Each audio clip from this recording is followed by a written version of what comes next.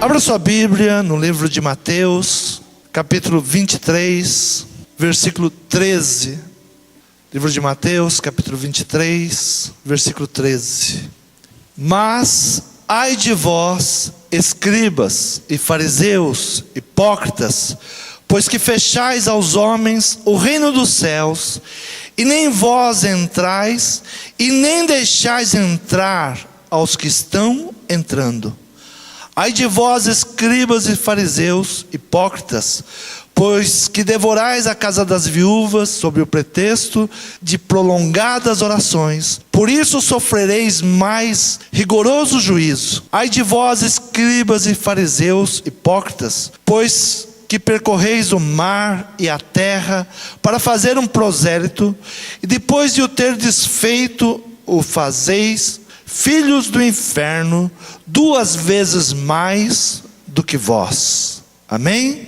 Creio que quando Jesus veio como homem à terra, o primeiro lugar que ele esperava ser recebido seria no templo. Seria entre os religiosos, seria entre aqueles que conheciam a palavra de Deus, seria entre aqueles estudiosos, os escribas, os fariseus. E poucas vezes que nós vemos Jesus irado é exatamente contra esses homens, os conhecedores da lei, os conhecedores da palavra. O lugar que Jesus mais deveria ser recebido seria entre aqueles que conhecem a palavra, aqueles que estudam a palavra. E nós vemos Jesus falando aqui: ai de vós, hipócritas, porque vocês fecham o reino dos céus para aqueles que querem entrar, e nem vocês permitem que eles entrem, e nem vocês entram. O lugar que deveria ter mais santidade deveria ser dentro da igreja. O lugar que nós deveríamos viver em maior santidade deveria ser dentro das igrejas. Mas a gente vê as estatísticas que há tanto divórcio dentro da igreja como fora. Nós vemos as estatísticas que há tanta traição dentro das fileiras da igreja como fora. E algumas pessoas dizem: mas isso acontece na igreja? E outras pessoas comentam dizendo: eu não vou mais à igreja, porque essas coisas acontecem dentro das igrejas. Eu pensei que a igreja era um lugar onde a minha casa, a minha família estaria imune a tudo isso. E algumas pessoas deixam a sua fé esfriar exatamente por causa da hipocrisia, dos falsos ensinadores, dos falsos adoradores do Senhor. E ele diz: ai de vós que fechais o reino, aqueles que querem entrar, e mesmo vocês não entram e nem deixam entrar. Ele diz: ai de vocês que viajam, que percorrem o mar e a terra para fazer um prosélito, e depois de o ter desfeito, os fazeis filhos do inferno, 2 vezes mais do que vós. E a palavra sempre nos leva à distorção da palavra de Deus. Sempre que nós vemos essas coisas acontecendo, nós vamos percebendo que houve uma distorção da palavra de Deus. Não foi exatamente o que Deus ensina através da sua palavra. E muitas vezes esses fariseus, hipócritas, eles distorciam a palavra. E o próprio Jesus diz que eles colocavam um peso sobre o povo, um jugo sobre o povo, que eles mesmos não conseguiriam fazer. Eles colocavam tantas regras em cima que mesmo eles não faziam. E se nós olharmos o porquê essas coisas acontecem, é exatamente porque há uma distorção da palavra de Deus. Muitas vezes nós ouvimos dizer: olha, o púlpito é um lugar santo. É uma distorção da palavra de Deus. Algumas pessoas têm medo, paura de subir aqui em cima, porque algumas pessoas pregam e ensinam que este lugar é santo. Eu lembro do meu tempo de criança, eu tinha um medo terrível do dia da Santa Ceia, porque um dia, numa certa igreja, no dia da Santa Ceia, um senhor tocou no cálice E provavelmente ele teve um infarto fulminante e morreu com o cálice na mão. E ali começou a correr que ele devia estar em pecado, e ao tocar no cálice, morreu. E começou a se divulgar que se alguém estivesse pecado e colocasse a mão no cálice, poderia morrer.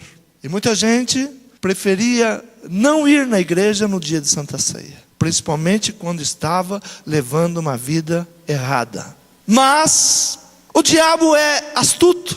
E nós vamos para a criação, quando Deus prepara o jardim do Éden, e Deus coloca ali Adão para desfrutar do jardim.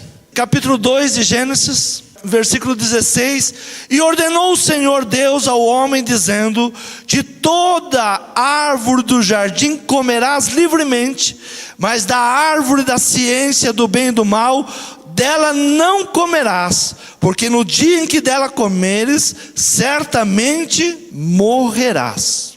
O Senhor colocou uma árvore no jardim e ordenou: olha, você não coma desta árvore. Existem muitas árvores que estão aqui no jardim, mas existe esta árvore, e desta árvore você não coma do fruto dela, porque certamente no dia que você comer do fruto dessa árvore, certamente você vai morrer. E muitas vezes nós queremos ensinar os nossos filhos, quando eles começam a andar, e ao invés de nós ensinarmos que eles não podem mexer nas coisas, nós vamos tirando as coisas do lugar. Eu sei, na minha casa era assim, talvez na sua também. Porque as crianças começam a derrubar, começam a subir. Então, ao invés de ensinarmos os filhos que não devem tocar naquilo, nós começamos a retirar as coisas de lugar. Deus não age desse jeito. Veja no versículo 9 do mesmo capítulo: e o Senhor Deus fez brotar da terra toda árvore agradável à vista e boa para a comida, e a árvore da vida no meio do jardim, e a árvore da ciência do bem e do mal. Deus não fez algo que não poderia ser tocado. Deus não fez algo que não poderia se comer, e para isso ele não foi esconder, estava no meio do jardim. Ele simplesmente chegou para o homem e disse: não toque. Está vendo esta árvore aqui? Não toque. Está vendo esse fruto? Não coma desse fruto. Todos os dias que Adão andava pelo jardim, ele deparava com a árvore, ele via a árvore, ele via os frutos, e aquilo ele sabia que não poderia tocar, que não deveria comer aquele fruto. E quando Deus olha para Adão e vê que ele precisa de uma companheira, Deus dá a Adão uma companheira, e Adão, sabendo de todas as normas, de todas as regras dentro do jardim, ele repassa para Eva tudo aquilo que ele tinha ouvido e tudo aquilo que ele tinha aprendido. Nós sabemos que muitas vezes quando nós vamos ouvir de outras pessoas, meu pai dizia o seguinte: quem conta um conto, acrescenta um ponto. Sempre que alguém vai te contar alguma coisa, essa pessoa acrescenta alguma coisa. Por isso que Deus deixou a sua palavra, para que nós examinássemos a palavra. Não apenas ouvimos alguém pregar a palavra e ter tudo aquilo como certo. Não, o Senhor nos diz: examine a minha palavra. Veja se aquilo que estão te ensinando está de acordo com a minha palavra. O que vale não é a palavra de um homem. É por isso que nós temos hoje muitas seitas, distorcendo a palavra de Deus, acrescentando muitas coisas, ensinando muitas coisas, e algumas delas até incentivam a pessoa a nunca abrir a Bíblia. Não, eu já estou te ensinando. E nós vamos ouvindo até o Evangelho segundo não sei quem. Pessoas que reescreveram o Evangelho segundo as suas teorias, segundo a sua maneira de pensar. E por não examinar a Escritura, muitas pessoas vão caminhando por ensinamentos errados. Por exemplo, o Espiritismo, que é uma pessoa que distorceu o Evangelho. E ele ensina a reencarnação, quando Jesus ou a Bíblia nunca fala de reencarnação, e sim que nós vamos ressuscitar em Cristo. Mas, por não conhecer a palavra, vai se acrescentando as coisas à palavra, e multidões vão para a morte sem saber.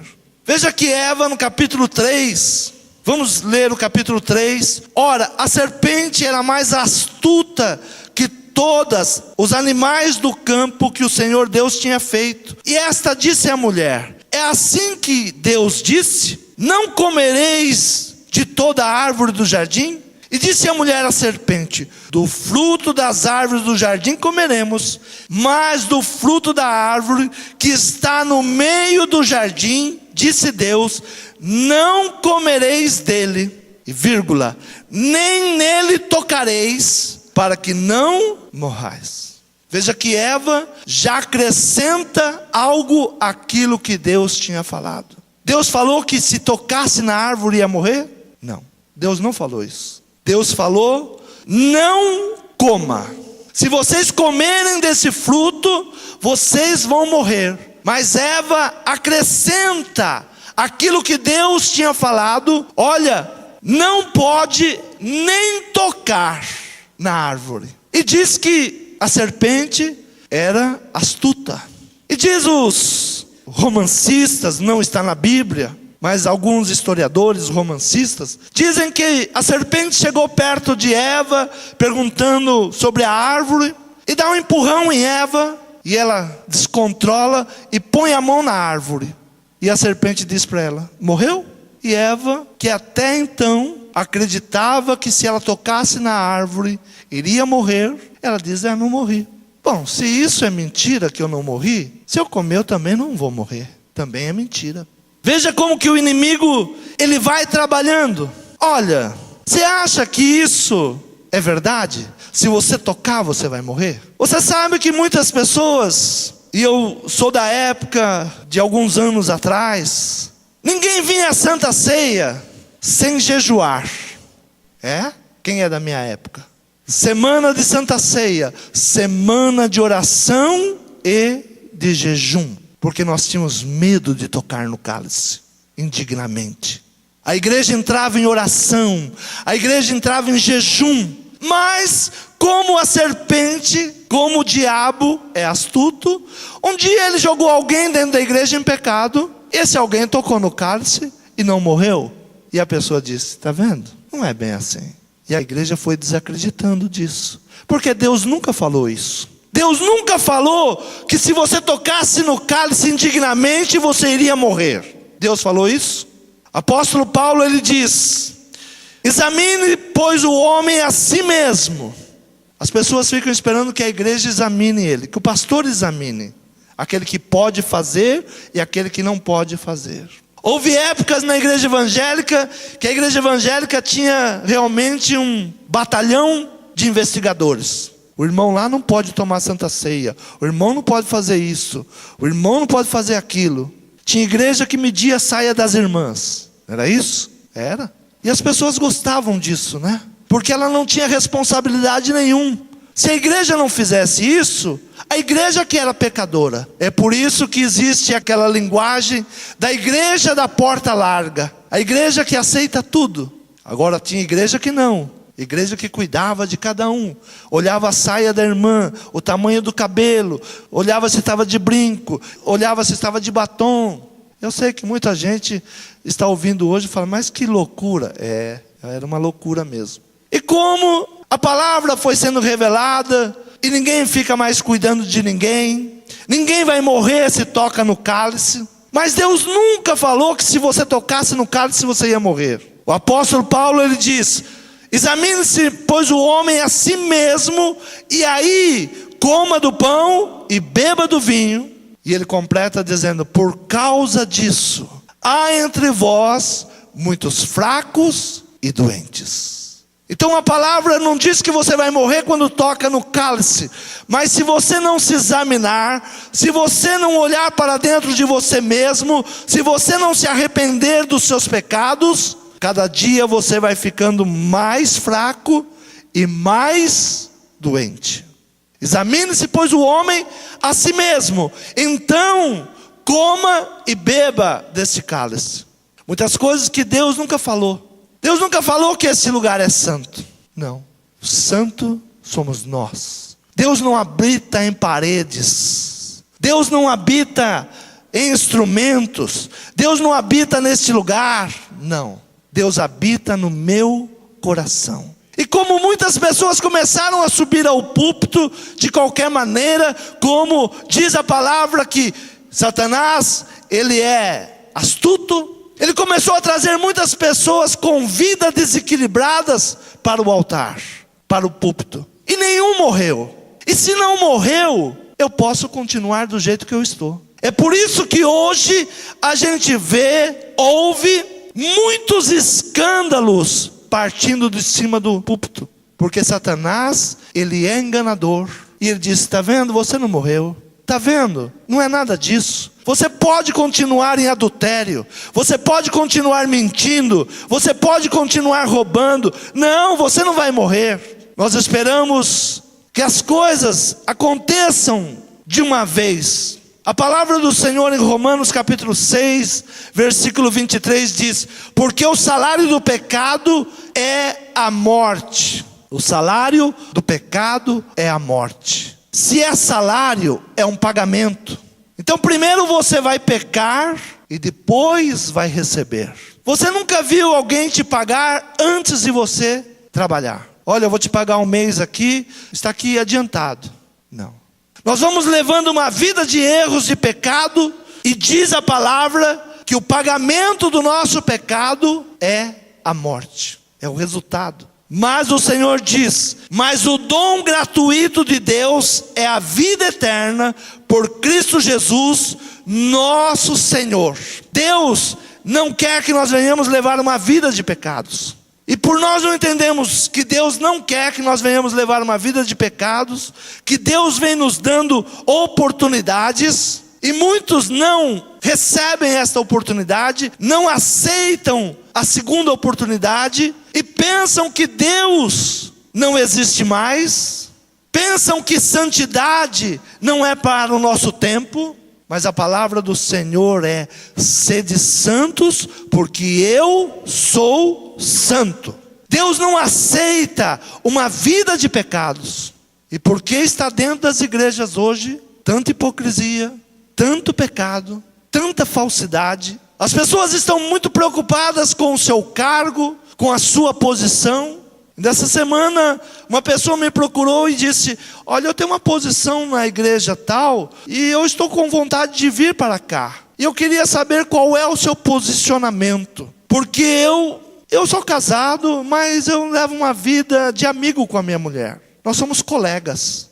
E quando alguém te diz que leva uma vida de amigos, de companheiro apenas, de amizade com a sua mulher, isso, entre aspas, já está dizendo: ela pode ter os casos dela e eu tenho os meus casos, porque eu não tenho mais aliança com ela. Ela é levita e eu sou pastor. Eu gostaria de saber qual é a sua posição, se o Senhor nos aceita desse jeito, como se eu tivesse que tomar uma decisão pela vida deles. Eu digo: vai para a palavra, busca na palavra.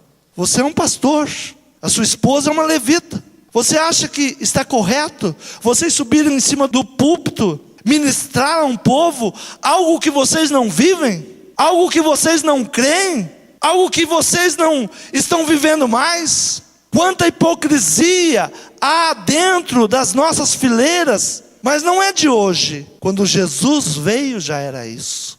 E nós vamos vivendo porque nós estamos acostumados a ler no Velho Testamento que Deus mandou abrir a terra e engoliu os rebeldes. Mas isso não acontece mais. Nós estamos acostumados a ver no Velho Testamento quando Josué, quando um homem levou as coisas que não deveria levar para o templo, para a sua tenda, e Deus consumiu toda a família dele.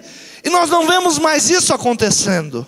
Nós estamos no tempo da graça. Nós estamos vivendo o tempo da graça. Deus não quer a tua destruição. Deus não quer o teu mal. Agora, não é porque Deus não quer a sua destruição, a minha destruição, que nós devemos levar uma vida de pecados. Sede santos como eu sou santo.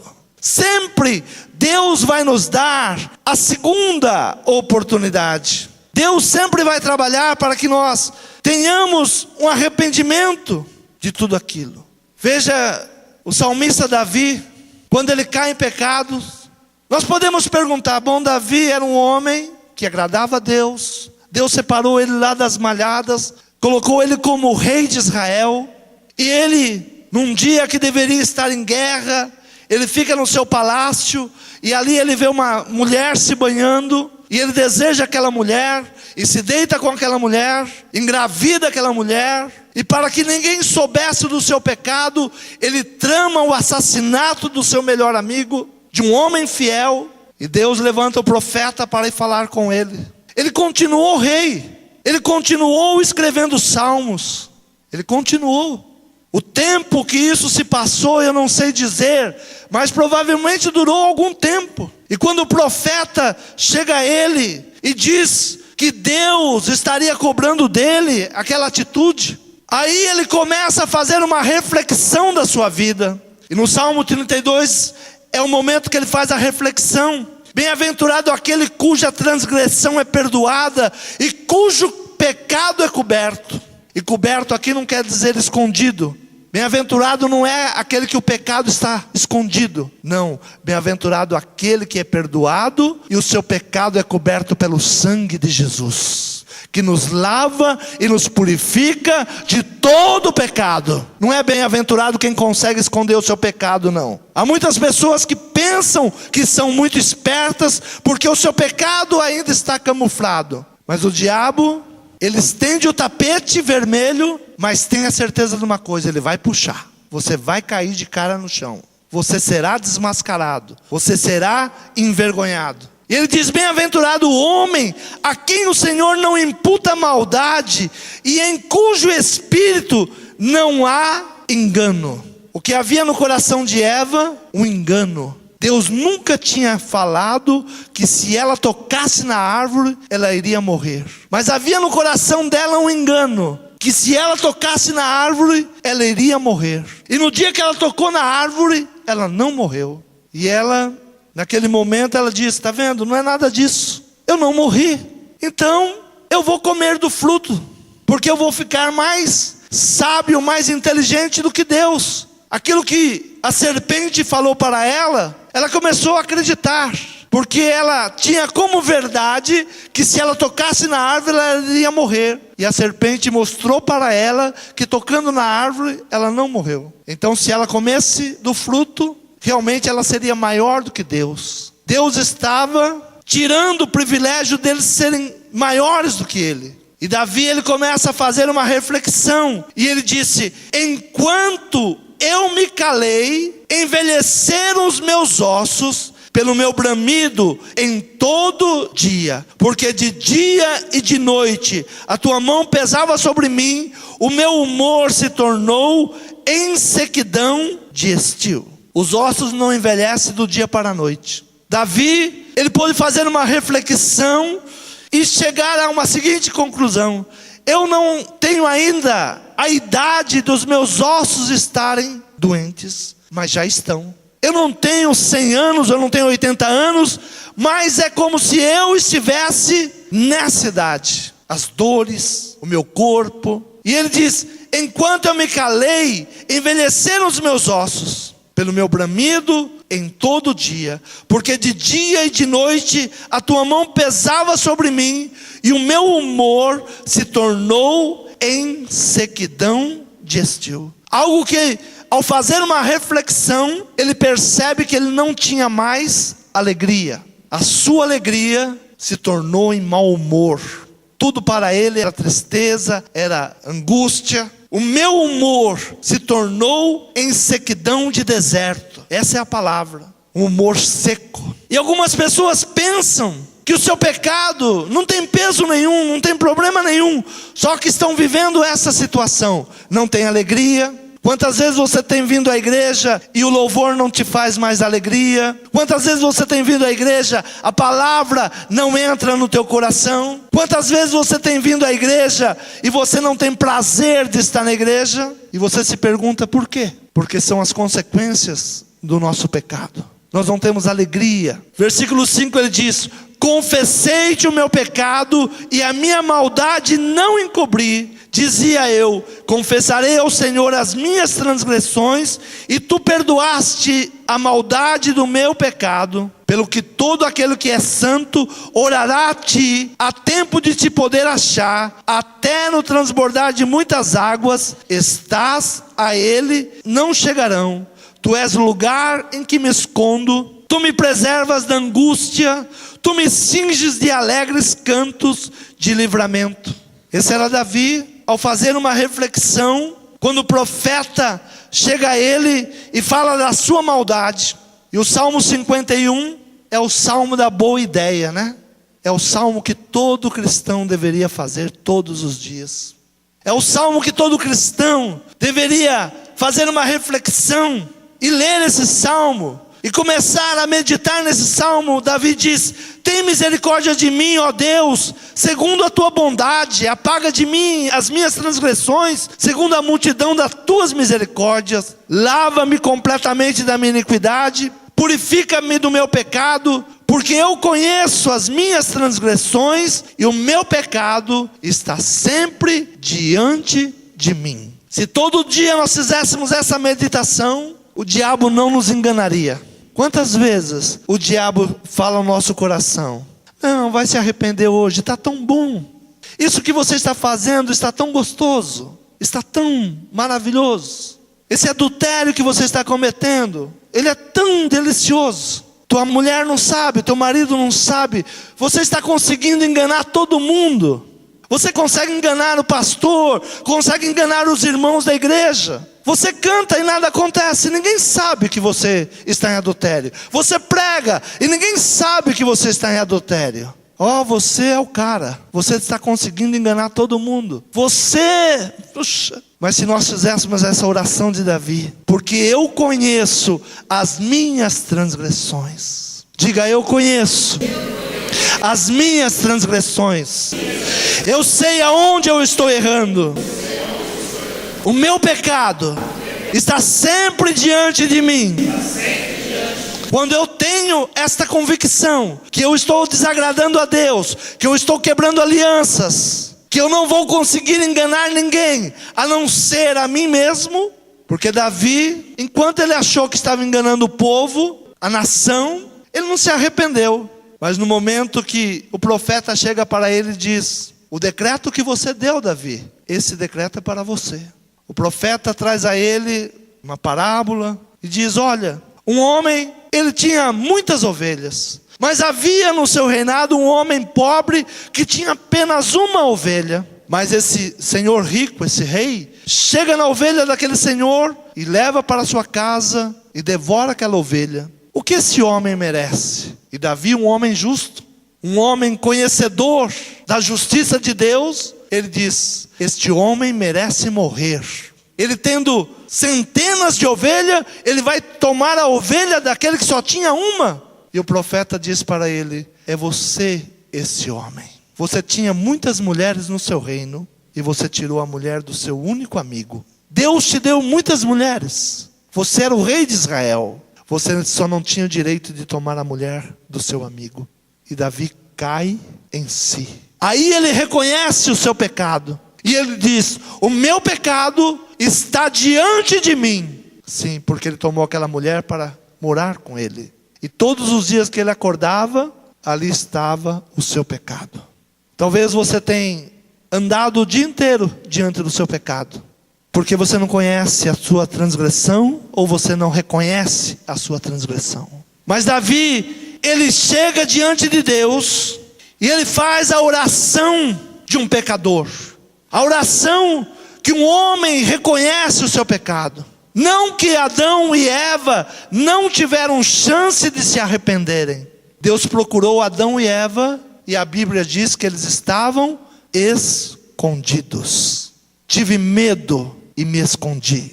O único lugar que você não deve estar é escondido de Deus. Davi tinha essa concepção: onde eu me esconderei do teu espírito?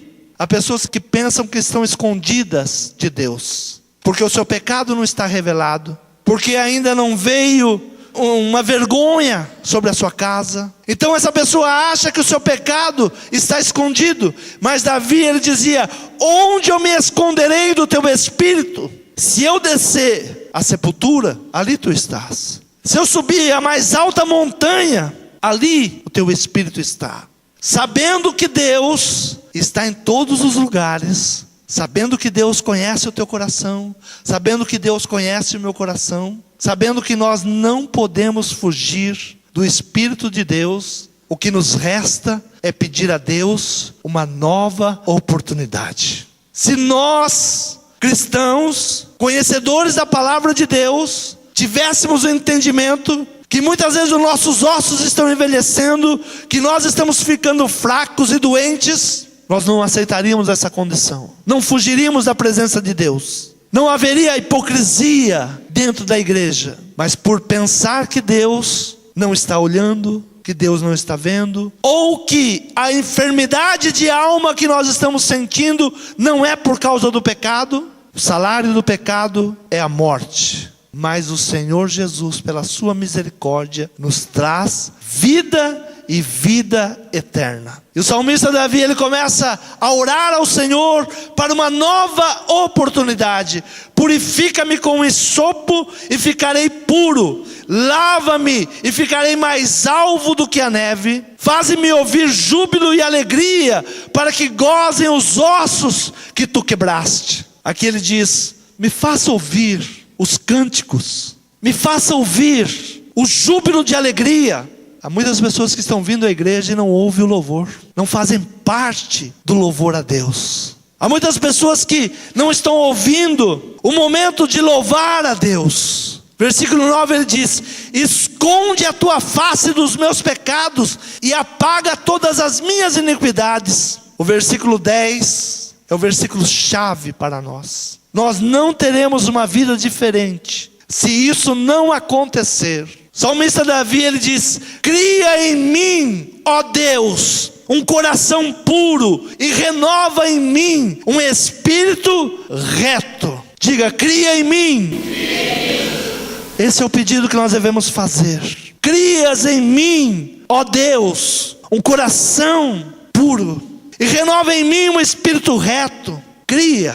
Nosso coração é de pedra, coração duro, um coração obstinado, um coração que se afasta da palavra de Deus, um coração que se afasta da correção de Deus, um coração que muitas vezes nos leva a emoções mentirosas. Por isso Davi, ele sabia que com o coração que ele tinha, ele não podia agradar a Deus. Ele era um homem egoísta, ele era um homem que desejava aquilo que não era dele, ele era um homem cheio de vaidades, ele era um homem que queria satisfazer o seu próprio eu. Mas aqui ele pede uma mudança. Cria em mim, ó Deus, um coração puro e renova em mim um espírito reto. Não me lances fora da tua presença e não retires de mim o teu Espírito Santo. Essa tem que ser a oração da igreja. Troca o meu coração, troca o meu coração, renova em mim um espírito reto. Não me lances fora da tua presença, não retires de mim o teu Espírito Santo. Você sabe por que há muito pecado dentro da igreja? Você sabe por que há muita gente no louvor em adultério? Você sabe por que há muitos pastores pregando em adultério? Porque o Espírito de Deus não habita neles. Quando nós nos deixamos levar por espírito de luxúrias, por espíritos de sexualidades e tantos outros demônios que vêm atuando, é porque o Espírito de Deus não está atuando em nós. Podemos cantar, podemos pregar, podemos falar, podemos dançar, e muitas vezes nós somos como artistas de cinema, artistas de teatros. Vocês já viram um artista de teatro? Pode a mãe morrer, ele vai fazer alguém rir. É isso que Jesus estava falando, fariseus hipócritas, porque vocês ensinam algo que vocês não vivem. Davi pede uma segunda chance para Deus. Cria em mim um coração puro e renova em mim um espírito reto. Torna a dar-me a alegria da salvação e sustém-me com um espírito voluntário. Algo que nós estamos ouvindo nos últimos dias da igreja é: não se fala mais de salvação, só se fala de prosperidade. As pessoas vêm à igreja para ver se Deus vai dar um carro, se Deus vai dar uma casa, se Deus vai dar um emprego, se Deus vai dar um salário, se Deus vai dar... As pessoas não estão vindo à igreja para a salvação. Mas Davi, ele diz: torna a dar-me a alegria da salvação. Os discípulos foram enviados e voltaram alegres, porque os demônios se sujeitavam a eles. E Jesus disse: não se alegre por isso, se alegre porque o seu nome está escrito no livro da vida. Não se alegre simplesmente porque você ora e os demônios se manifestem. Não se alegre simplesmente porque você ora e os enfermos são curados. Não! Se alegre porque o teu nome está escrito no livro da vida, a salvação. Não se alegre porque você orou e apareceu o dente de ouro. Nós vemos que a igreja vai indo de moda em moda, de tempo em tempo. Aparece um, ora, a igreja cai. Aparece outro que faz dente de ouro. Mas olhe para aquele que salva a tua alma. Olha para aquele que está pregando a palavra da verdade. De que adianta você ter carros? De que adianta você ter muitas casas? De que adianta você deixar uma cadeira de roda e não ter salvação? Jesus... ele ministrou a 10 leprosos, os 10 foram curados. Só um voltou e ele diz: a tua fé te salvou. Os outros 9 receberam a cura da lepra, mas não receberam a palavra de salvação. Torna a dar-me a alegria da tua salvação e sustém-me com o espírito voluntário. Senhor, nós não somos obrigados a nada. Nós estamos aqui esta noite porque nós te amamos, nós louvamos o teu santo nome. Nós não estamos aqui porque nós somos mais santos do que os outros, mas nós estamos aqui porque o Senhor é santo. Há em nós um espírito voluntário de buscar ao Senhor, de retornar ao Senhor. Filho pródigo, ele saiu, deixou a casa do pai e foi viver a sua própria vida da maneira que ele queria viver, até que ele cai em si. E caindo em si disse: quantos trabalhadores de meu pai têm abundância de pão, e eu aqui pereço de fome. Lucas capítulo 15, versículo 17. E caindo em si disse: quantos trabalhadores de meu pai têm abundância de pão, e eu aqui pereço de fome. Levantar-me-ei, irei ter com meu pai, e dir-lhe-ei: pai, pequei contra o céu e perante ti, já não sou digno de ser chamado teu filho, faze-me como um dos teus trabalhadores. E levantando-se foi para o seu pai, e quando ainda estava longe, viu o seu pai, e se moveu de íntima compaixão, e correndo, lançou-lhe ao pescoço e o beijou.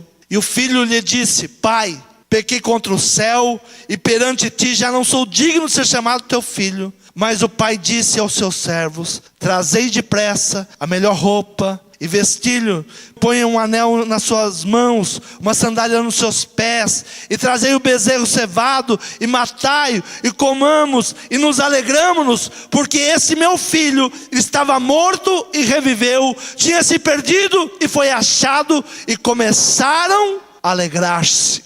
Essa passagem, algo muito interessante. O pai não chega para o filho e diz: está vendo? Eu não te falei? Eu não te disse que você ia se arrebentar? Deus, a única coisa que Ele está nos esperando é a volta dos seus filhos. É a volta da verdadeira igreja. Diga: Senhor, eu estou aqui. Eu me rendo aos teus pés. Eu sei que muitas pessoas não estão morrendo no púlpito. Eu sei que muitas pessoas não estão morrendo quando tocam no cálice. Mas há muitos fracos e doentes. Há muitos que estão caminhando para a morte. Há muitos que estão se distanciando do Pai. É o tempo da igreja cair em si. Não vale a pena o adultério. Não vale a pena a mentira. Não vale a pena a falsidade. Não vale a pena o ódio, o rancor no coração. Não. Devemos nos chegar a Deus. Buscarmos em Deus mais uma oportunidade.